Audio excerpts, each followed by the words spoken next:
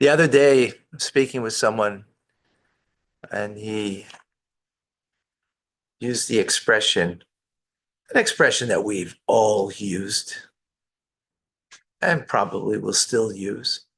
I tried my best. So I smiled. I said, "Really? You really tried your best?" Why do we say that?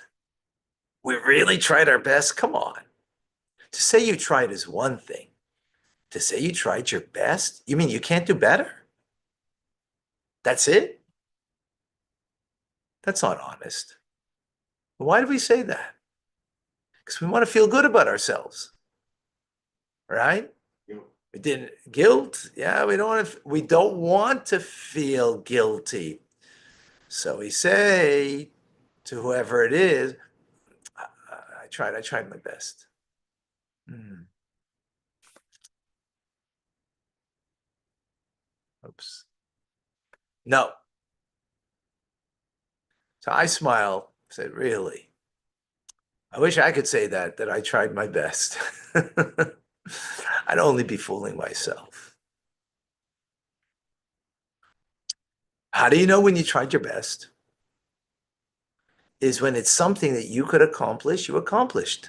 You accomplished it fully, the way it needs to be accomplished. So we have a teachings from our sages. It says, and this is one of the 12 passages that the Rebbe instituted or brought forth late 70s, that every child should know. And since we have a child in us, we should know too. Yigaiti v'loy matzasi. If I tried, but I wasn't successful, al ta'amin. Don't believe it.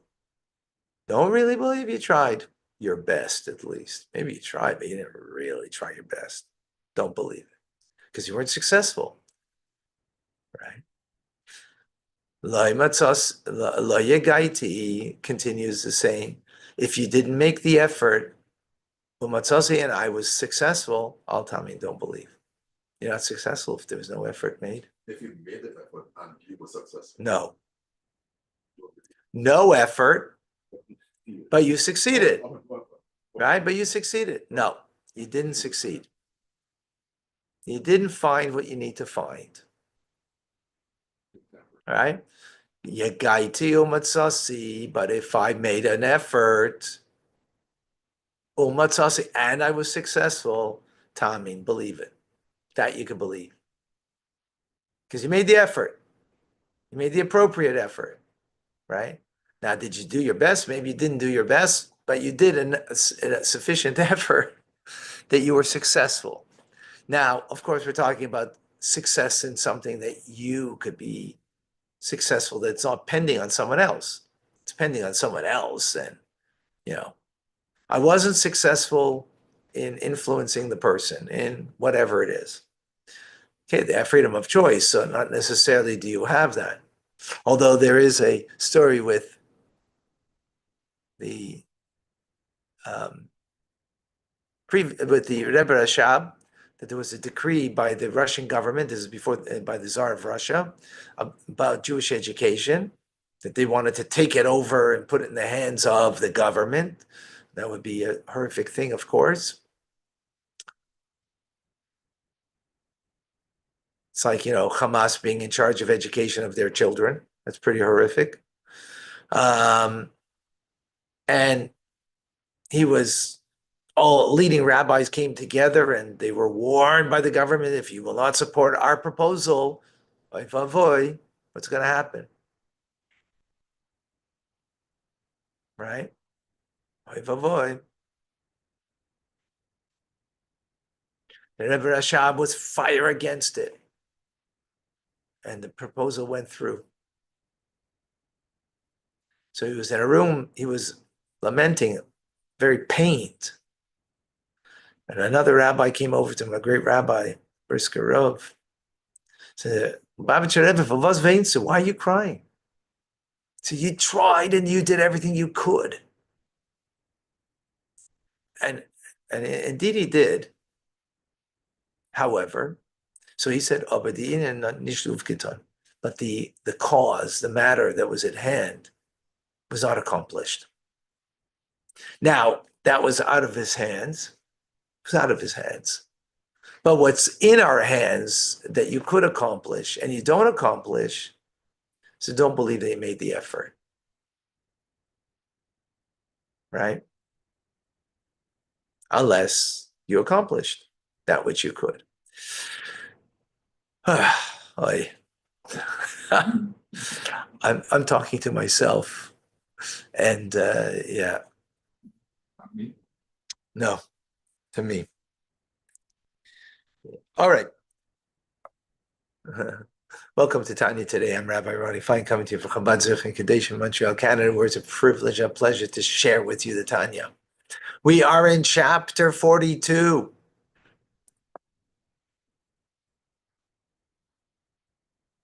So we continue that the das means awareness, mindfulness, knowledge, not just a piece of information, but knowledge that we have about God that is in our hands that we could know, that should penetrate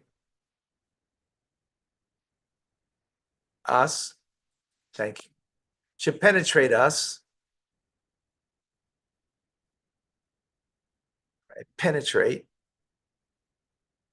Where do we have this awareness of God, that God is real, that his presence is emphatic, and it's not just an idea way above?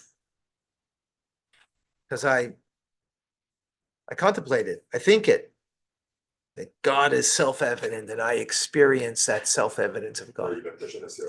Okay, so just tell me to do what he needs to do, or to contact Mendel. I don't know, but tell him to, tell him to contact Mendel, or unless he knows what to do.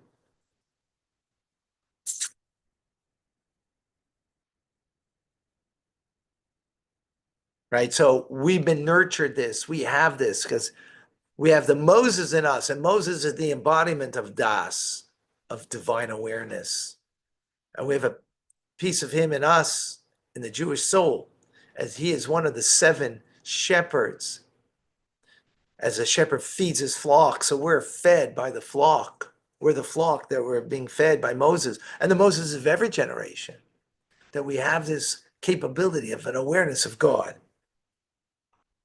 right? That God is real, not just an idea in heaven,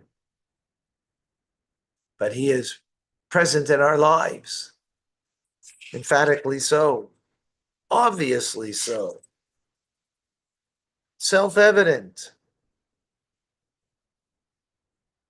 right? Now, that's the soul's experience. Problem is, our soul comes into a body.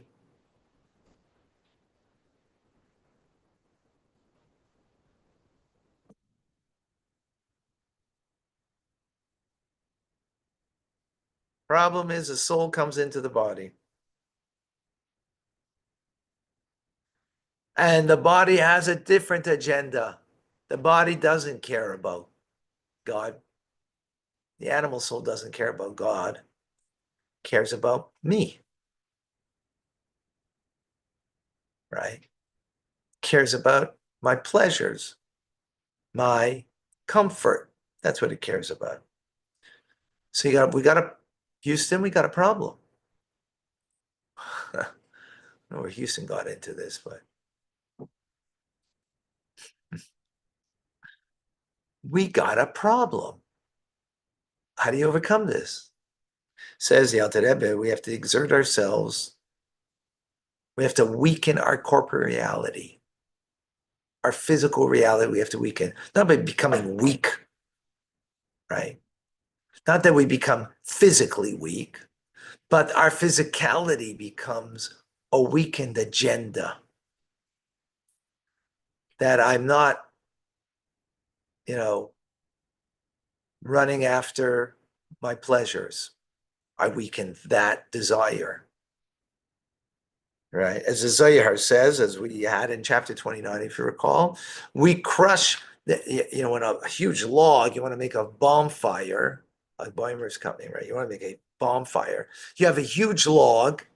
That huge log will not be able to be consumed by a small fire. How can you get it consumed? You have to chop it up. You have to crush it and make it into pieces. Well, we have a huge log, my body, right? A huge animal soul that has, that is a huge ego, a huge self-consumed. It's self-consumed. Well, you have to crush it. Crush it not in the physical sense, but crush its agenda. Not allow the desires of my body to control me. Not to allow my animal soul's desires, lusts, and addictions to run my life. I have to crush that. Otherwise, God being self-evident will never be able to be a reality in our lives. It's not possible. Why? Because our bodily concerns are overtaking us. That's the first thing. Right? So, the concept of delayed gratification, right? The body wants to be gratified and wants to be gratified now. And you've delayed that gratification, not allowing it to fulfill its, not here now, later. That's hopeful. Right? So when we don't allow the body's agenda to rule us, right, is the issue. Second point is we have to exert, not only crush the agenda of the animal soul in the body, but we have to exert our soul. Now our soul could have greater preponderance. It can have greater engagement,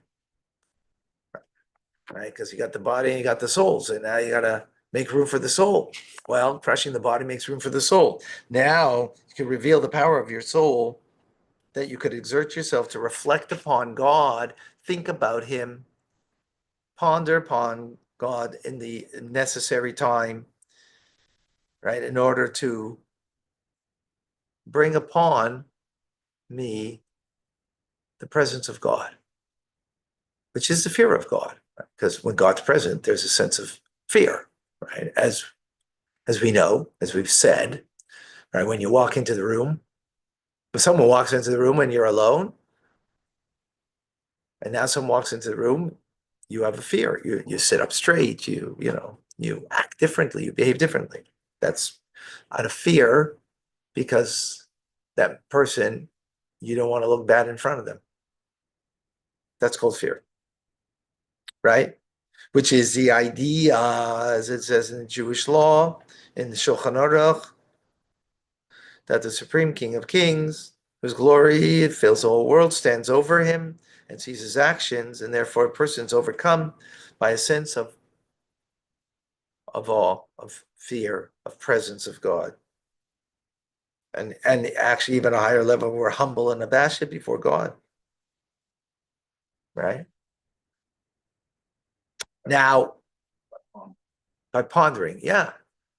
If we don't think this, right? If we're just learning it, but we don't bring it into, thinking about it, pondering it, meditating upon it, that's what we're talking about. Now, everybody is capable on the level that they're capable. Our generation, though, we're a very low generation. Low generation means that we're not a very lofty soul, that we're going to be able to ponder this so easily, right? And to discover godliness in our lives, discover godliness around us, rather than discovering, pleasures for ourselves. Especially because our soul is defiled by the sins of youth. Nevertheless, says the Tanya Today, with the difficulty, but with forceful effort, greatly exerting ourselves, intense concentration, we will certainly be able to come to this level of having a sense of God's presence in our lives. And as our sages say, Yagaitu Matsosi Tami, if I've worked hard, made an effort, and you found that God is present in your life, then believe. If God is not present, don't believe that you've made an effort. You haven't made an effort. Right? To use a metaphor, the Alter Rebbe says, think about it like money. If you knew in your backyard you had a treasure, literally gold that's now like $3,400 an ounce, and you've got gold coins that are from 200 years ago buried in your backyard, 2,000 years ago buried in your backyard, and you know certainly it's there, right? It's a metaphor. How you know is irrelevant. You know for sure. What are you going to do? What are you going to do? You're going to dig and dig and dig. What are you? You're not going to say at the end of the day, I tried my best, but I couldn't find it. You ain't going to say that. You're going to dig some more. You're going to dig some more. Why? Because you know it's there, the treasure. You know certainly it's there. Well, guess what, folks? We have a treasure in us. We have a piece of God in us. We have a piece of Moses. Actually, here's, the godly piece in us is Moses. That Moses is the embodiment of an awareness of God, of a connection to God. And that's part of our soul. So it's in me. I just have to dig deep to find it. If you really try, you'll find it. You won't try, so you won't find it. Again, I'm speaking to myself, not speaking to anybody else here. If you want to listen, it's good. I'm glad you're all here because, for me to speak this way and no one was in the room, be hard, right? But I speak this way so that the message should be ring in me and that the effort I make that I need to make, right? And this shall then lead us to behave differently. Turn away from evil and do good. You have negative thoughts that you shouldn't have, you're going to push them away because you found the treasure inside of you. The treasure that's worth more than a gold bar. God's presence in your life. It's worth more than anything. Presence that leads me to act differently. That I don't think the negative thoughts that I think. That I bite my tongue when I want to say something that shouldn't be said. And I don't act in a way that I shouldn't act. This is what our sages say in Pirkei Avos, the ethics of our fathers. Reflect upon three things, and you will not come to sin. Know that what is above you, an eye that sees and an ear that hears. Psh. Reflect upon three things and know that, and you won't come to sin. Know what is above you, an eye that sees and an ear that hears. I really want to know what is above you. An eye that sees, God sees, and an ear that hears, and God hears what you're saying.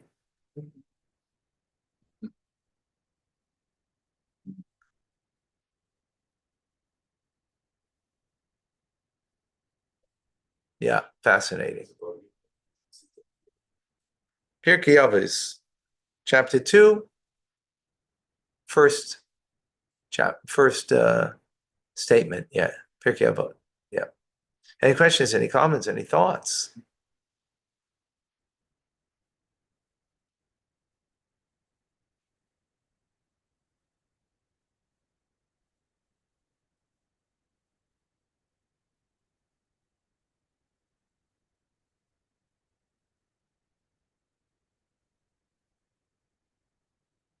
All right. Yeah, this is Every day, the ultimate gives us gold, gold, every day. It's unreal. Unreal. What a merit we have that we can do this on a daily basis.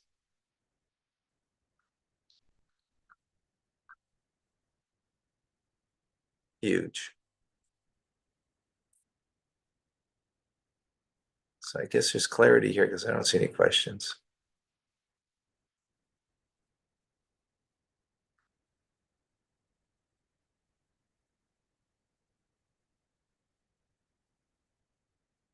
All right. Thank you, Randy.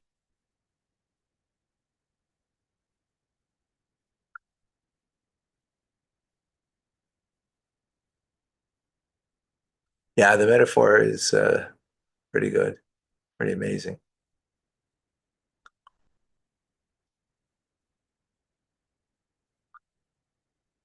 Yeah.